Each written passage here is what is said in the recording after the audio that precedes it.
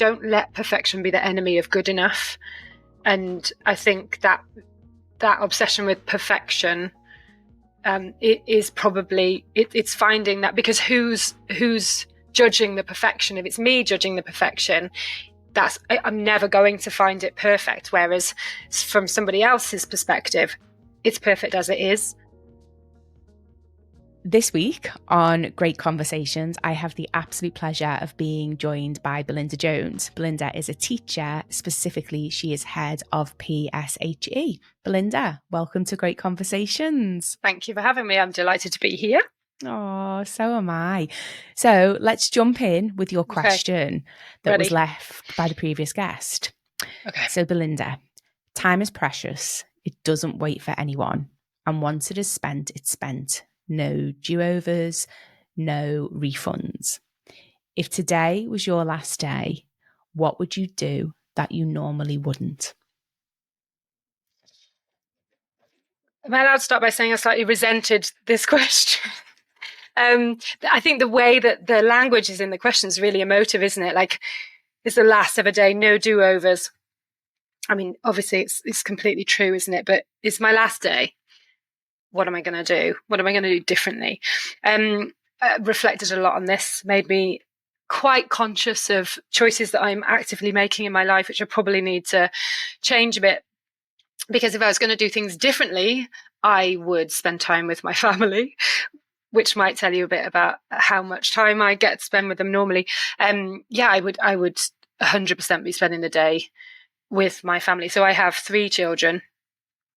Who are 2, 6 and 17, and obviously my husband as well, and brother and sister and mum and dad. So yeah, the people that are really important to me, I suppose I'd make sure that I was with them and doing nice things together, and maybe reflecting on really positive things we've done together in the past. Yeah, I think sadly that is what I would do differently.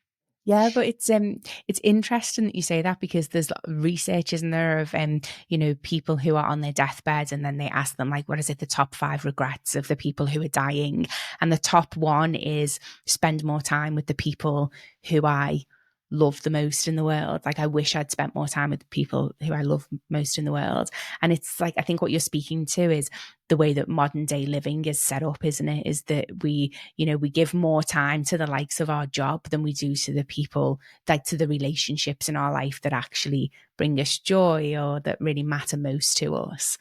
Well, I was wondering about this because I was thinking, how much of this is a choice and how much of this is because I have to, and how much of this is because this is where are you most fulfilled?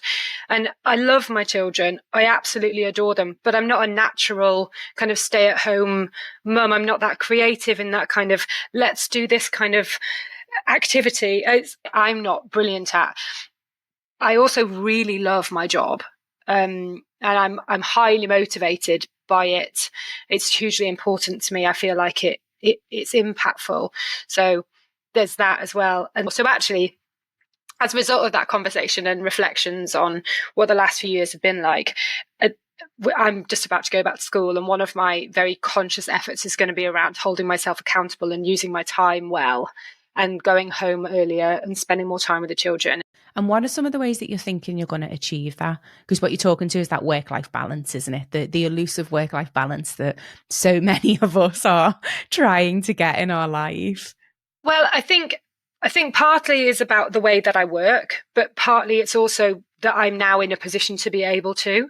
So I left my previous job after having my middle son, and I relocated to Devon and then retrained to be a teacher. So it was only 5 years ago that I've completely changed careers. And so that first year is the teaching on the job, teacher training. And then the next year was getting my qualified teacher status. And then I got made head of PSHE. And so it's been a huge 5 years in a sense of really undertaking new roles, completely new industry in a sense. I think this is the misconception sometimes around work-life balance, is that we think that it has to be, 50-50. And so we've got this clear end of our work day, and then, then in comes the personal life. And that's not the reality of life, and it's also not the reality of who we are and the stages we go through in life, because, you know, I think it ebbs and flows. There are times in our life when maybe career does take over more of our time, because that's a reflection of where we are in our life. And it could be, like you say, because you've started a new career that you're so passionate about, that actually gives you so much, that you've made the conscious choice to dedicate more of your time to that, knowing that, as you say, you get to a point where now you can step away from that a little bit more and your family can come into the fore. And so that's what I feel like balance is. Like, you're constantly sort of in motion, and it's never going to look 50-50. It's always going to be a reflection of your values and different stages of where you are in your life. And I think that's okay. I totally agree with everything you're saying. The only problem is with me is that I think I have a kind of a default setting to, like, ridiculous work ethic, and everything has to be done to a certain degree. And I think that's what I need to reflect on, is that I think sometimes it's too much. And my work-life balance is as such that I don't know what I'm going to do with my spare time. Like, I don't know myself well enough anymore, because I have just spent years ploughing. You know, I was a single mum, and I was on my own with Matilda for 8 years. And that was exactly the same then. It was like, right, what am I going to do? I need to plow forward. I need to make gains, and I need to be really professional and get promoted. And so it's the same thing then. So I've gone from that to doing exactly the same thing again. And I'm just at the point where I think, is that really what you want your life to look like, where you're actually scared of having time to yourself because you don't know what you're going to do with it? So yeah. So then I'm interested, because I mean, obviously what you're talking about is an identity that you've stuck on yourself as a, you know, that part of Belinda is a really hard worker and that delivers. I mean, this sounds like there's maybe a slight amount of imposter syndrome driving you there, of like, I have to be the best and you know, an expert in my field. But if you reflected on that and looked at that now, what would be the sweet spot? Because I think, you know, the value of hard work gives you a lot. And so that part of your identity, I'm assuming you don't want to strip it all back and just throw it away. So for you, if you reflect, when does it benefit you and how? And then when does it become overused and dialed up too much, where then it's detrimental to your identity and your experience of life? it's a really hard question. The head at my school said to me, he says it a number of times, but specifically to me, what did he say? Don't let perfection be the enemy of good enough.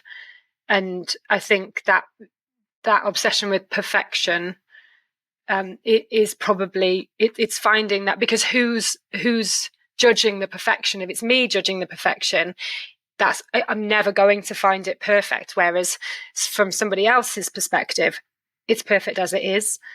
So yeah, finding that bit, I haven't mastered that yet. I'm not going to lie. That's this year's focus, perhaps, of, you know, that is good enough. That's good enough by anybody's standards, just not mine. Yeah. So yeah, for sure. Yeah, it's interesting, isn't it, the way, like, we sort of develop these mindsets and sort of, you know, then the voices in our head that drive our behavior, that tell us how we should be or how we must be or how we're sort of, you know, basically they impact our behavior in a way and our actions in a way that we don't even we're not even conscious of, or we're not even aware of. And so I'm just really interested, if one of your students came to you and said, you know, they were feeling this way, that they were putting an inordinate amount of pressure on themselves, what would your advice be to them to start to sort of unpack that behavior and maybe bring a little bit more compassion and space into their life? What would I say? I think I'd be trying to get to what the root cause was, and asking them very open questions about it. And I think what would drive me would probably be my own experience, which isn't always necessarily the right way to go. But I went on a course years ago. So I'll give you a bit of backstory. So until I met my husband, I had been completely incapable of having long-term relationships.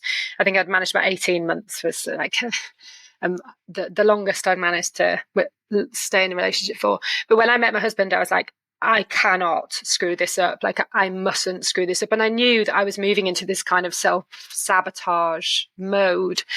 And so I went to the doctor and was like, there's something wrong, and I need to fundamentally fix it, because this is really bad, and I'm going to end up losing him because I'm so insecure about myself that I know I'm repeatedly pressing this sabotage button.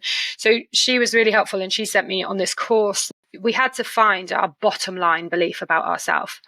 So each of us would work out our own bottom line belief, and mine, sadly, was I'm not good enough.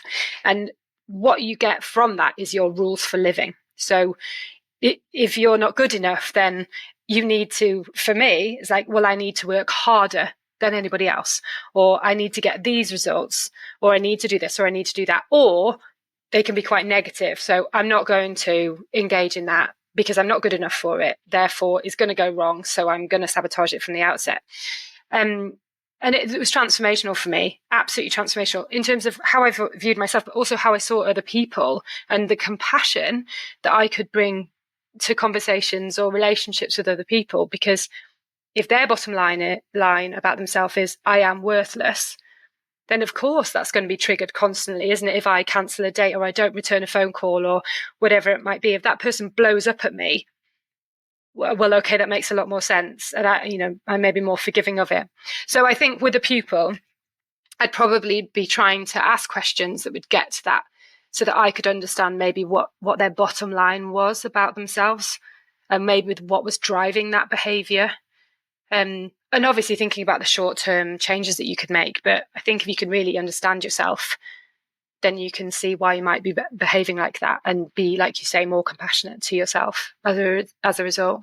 That is so unbelievably powerful. Like, what a gift to be able to have gone through that exercise, because as you say, like, that's exactly sort of what I was alluding to, is like this bottom line belief, or these, oftentimes it's a collection of beliefs that are driving our behaviors in a way that we're not even aware of, which then drive the choices we make about how we spend our time, who we're in relationship with, the jobs we take, how we're showing up in the world. And I agree with you. I think just taking the time to explore that, and then show yourself compassion as you work through figuring out, well, what part of those beliefs serve me that I want to keep, and what parts actually do I not, and do I want to do some work on either letting go, or in the coaching world we say reframing. So how can you make them more affirming and positive?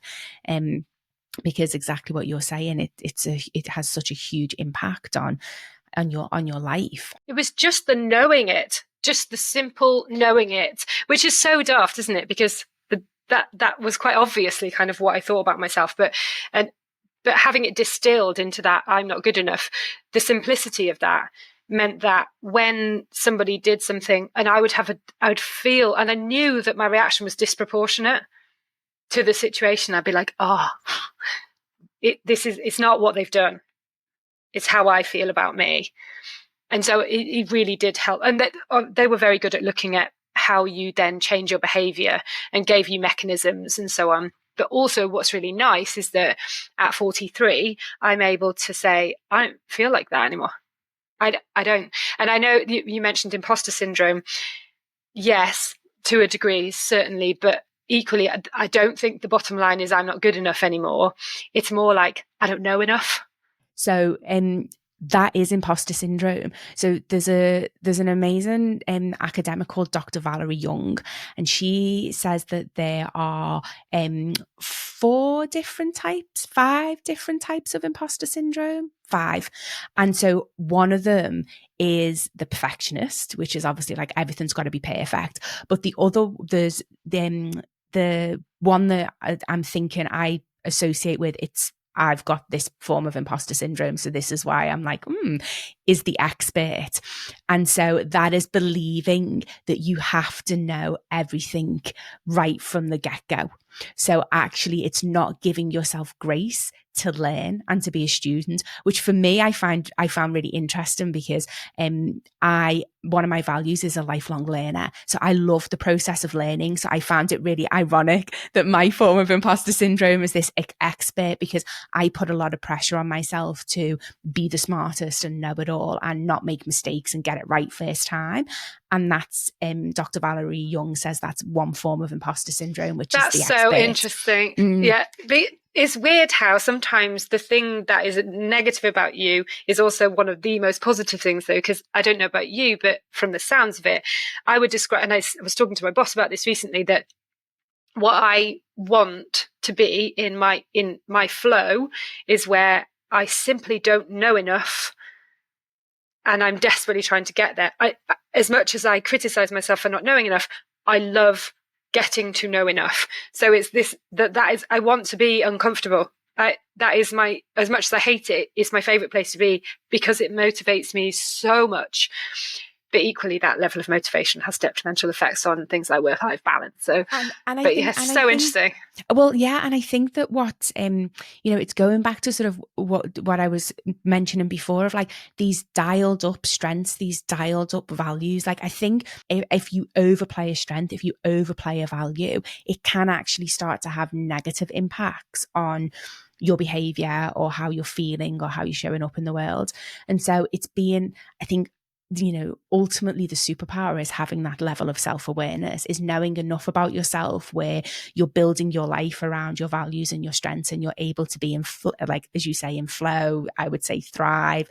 I think for me, what you've just described is the human experience and is life. I think we should always be in this slight discomfort and feeling like we're stretched and pulled, because that's where we grow, and that's where the sort of, for me, the nuance and the beauty of life is. Like I feel as if life is played out in the grey, and oftentimes we don't appreciate that. We want it to be, all light. And I wonder if sometimes that's part of the reasons why we've got so many problems in society, is that we're trying to create too much of a comfortable life and a comfortable space. Do you think it comes down to resilience? Do you think that's one of the kind of key attributes that we're maybe lacking, losing?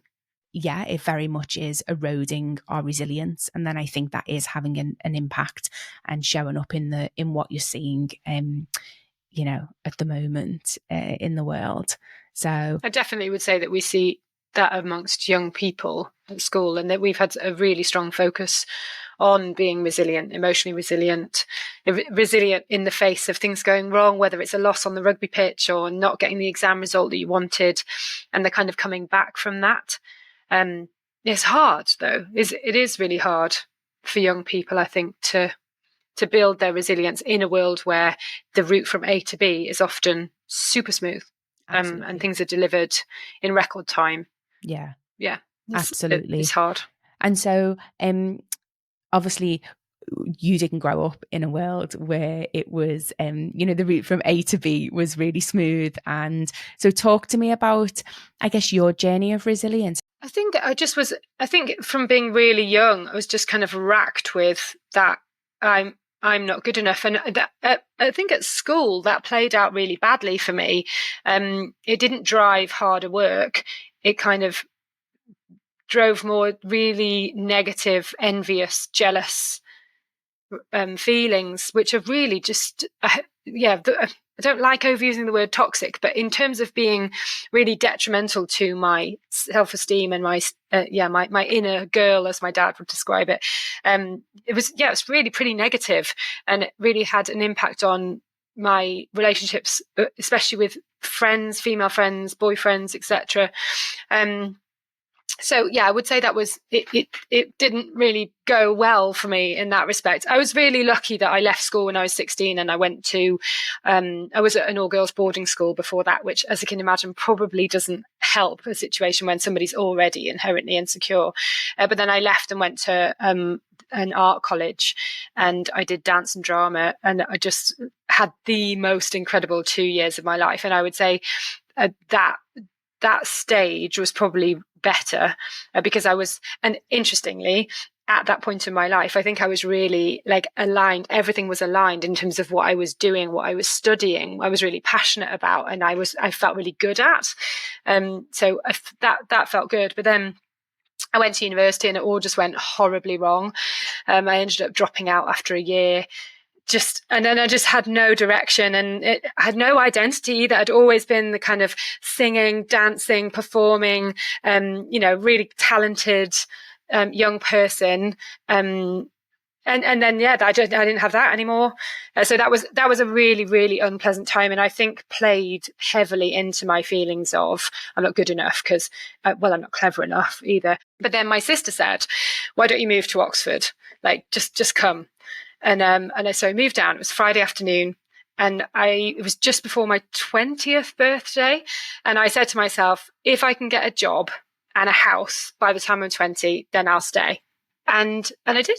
And it was a bit of a turning point in a sense, because I made an amazing set of friends. And then things took a bit of a shift because I started working for various corporate organizations, and I was like, I can do this. Like, I'm a professional and I could achieve, and those kind of smaller tasks, and being really good at customer service and getting positive feedback from people.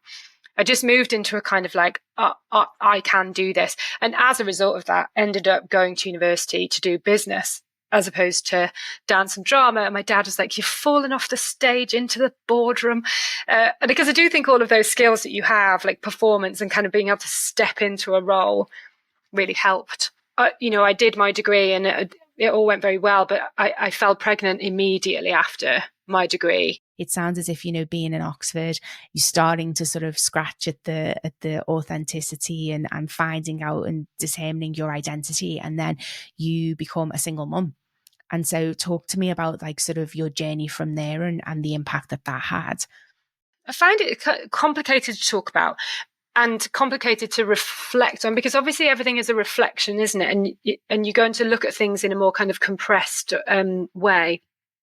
But I was the only person having a baby my age. All of the friends that I was talking about were about 5 to 10 years older than me, which I think played a big part as to the energy that they met me with, and the compassion that they met me with. They all knew themselves a lot better than me, actually. So they continued to be fantastic friends, but none of them were on that journey, bar one of them, but she moved away when she had her son. So it was quite, I would say it was really isolating, in a way that I had never experienced before. So being one of 3 children myself, going to boarding school, I just forever been around people, like constantly been around people. So one of the things I found really hard was being alone. I probably got to know some really key things about myself in terms of being able to handle being on my own, and what was important to me, and also what I really aspired to. And I think in terms of dealing with the loneliness, having aims and ambitions became super important to me. So I had to go back to work when Matilda was 6 months old, went back pretty much full time straight away, because I didn't really have an option. And I was very, very lucky that at the time there was a Labour government in, and they paid, I think, 85% of my childcare costs, which meant I could go back to work and I could continue to thrive and succeed as an individual. And I think my sense of identity became incredibly strong at that point, because I was a very kind of motivated single mother. So yeah, work became incredibly important. And I would say that it was my saving grace at that point. And so I said to myself, right, that's it. I'm going to get onto the senior leadership team by the time I'm 35. That was my kind of 10-year plan. And I worked my ass off. And I worked really hard. And we talked about this, probably to the detriment of the amount of time that I had. But with Matilda, and I did it by the time I was 33. And then I'm really curious. Obviously, that's the identity. You'd set the goals, you achieve what you set out to. And then what was it that changed? What was it that was just the sort of, when you get there, that didn't fulfill you, that you were like, I feel like there's somewhere else for me to go here. I think there's two things.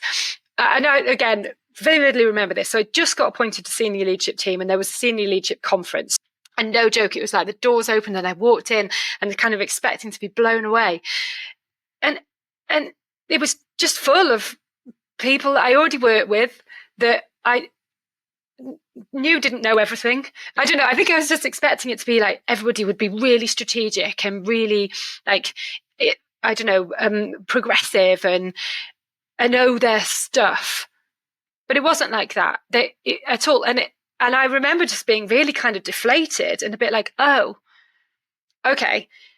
But that was fine. It was interesting. That's all. But then when I moved into this senior position, there was like, I had a lot of people that I was managing, but zero contact with students. And for a while, that was absolutely fine. And what I realized was the role where I had been at my most satisfied was that role that I got promoted into after I had Matilda, where I felt like I was, a bit of imposter syndrome there. But that was where I was managing courses and I had about 1,100 pupils who essentially you were there for supporting them if anything went wrong. So it could be academic, it could be pastoral, whatever it was. And so my daily contact was predominantly students. And I loved it and I really missed it. And so over time, I could feel my motivation ebbing. And what you're talking to is so familiar of, I've had many of these conversations with friends. I've experienced it myself of, you work really hard, you achieve what you set out to. And then you get there and you look around and you're like, oh God, this wasn't what I thought it was going to be. This didn't give me what I wanted it to. And then you're back to this then exploration of identity and what's important to you and what you want. And I think in those moments, being able to show yourself grace and being, I think, also courageous enough to step into the unknown and to change your life and to pivot and to actually acknowledge, well, this is not what I want. And so I'm going to actually make a change and I'm not quite sure what it is, but let's go through that process of, moving again into something that I think is going to bring me joy. And so I love that you looked back and was like, oh, at this point, this was when I felt most fulfilled. How can I get that again? Like, what was then the process of making that change in your life and going to retrain to be a teacher? I think I've almost given myself too much credit in terms of how linear I've described that as a process. But I definitely knew that I was missing student contact. And I definitely knew I was unfulfilled and felt like I wasn't, I didn't deserve to be paid what I was being paid because I was like, I'm not passionate enough about this anymore. And so I was really thinking about what I was going to do. But when you come back to braveness, I would say this is probably one of the bravest things I've ever done because I had no plan. In all honesty, I just knew that I couldn't continue to do what I was doing because if I looked at my life and that's what it looked like moving forward, that made me really anxious. I was like, I don't want to continue doing this. This is not aligning anymore. And so it just so happened that at the time the university offered voluntary redundancy and I was pregnant. So I was going on maternity leave anyway. So I went to my boss and said, what would you say about me being made redundant? And he was like, what? It was completely out of left field, but remarkably said, if you can rewrite the structure of your department without you in it, I will consider it. So that's what I did. I went away and I came up with a very strong argument as to why my position was no longer required and how we might be restructured to do that. And then the next bit is all a bit serendipitous, really. My husband worked in the school that I worked in now. And a job opportunity came up that I was like, this would be amazing. But I had never considered being a teacher, literally never, until that moment. And I went home and spoke to Harry and he was like, duh. So it's quite accidental in a sense. There's just lots of things aligning at the same time in the right kind of a way. But I'm not going to lie. In terms of my identity, I've gone from being super high-powered, successful single mother to Harry's wife. And I'm at the bottom of the tree. You can't get any lower in an organization than the trainee position, right? Like the apprentice. I was doing an apprenticeship. So that is the biggest single challenge that I've ever gone through in terms of my identity because everything was stripped away. Like, I was a mum and I was a wife and I was almost like being 21. And And I'd gone from having huge amounts of agency and everyone respecting my thoughts, my feelings, my decisions, because I was the expert, to being the person who knew zero, probably less. And how did you deal with that? Like, as you say, it's a huge readjustment. So I went and I did some of my teacher training at a college, because you have to do some in a different schools. So I've done some in a state school, some in a college. But this college, I was there for 3 weeks. And when I taught for a few weeks there, and I was observed all the time. I did a lot of observations. I learned a lot. But I was paired with this woman called Jen, very experienced, but she didn't have a business degree, but she did have business experience, but she was an incredible teacher. And when I confessed to her how I was feeling, I was like, I don't really know that I'm Belinda the teacher. Like, I didn't choose this. This wasn't my ambition. I feel so confused by how I feel about it. And she was like, what?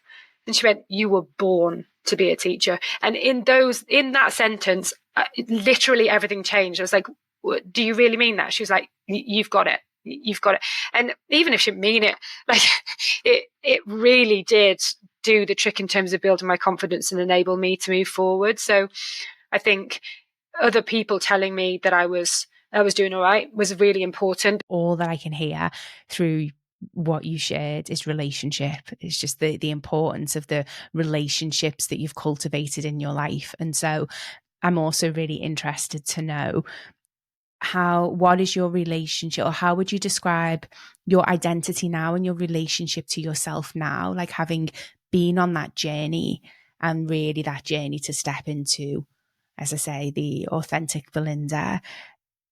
Who is Belinda Jones now? How would you describe yourself to me right now, where you're at in your life? How would I describe myself now?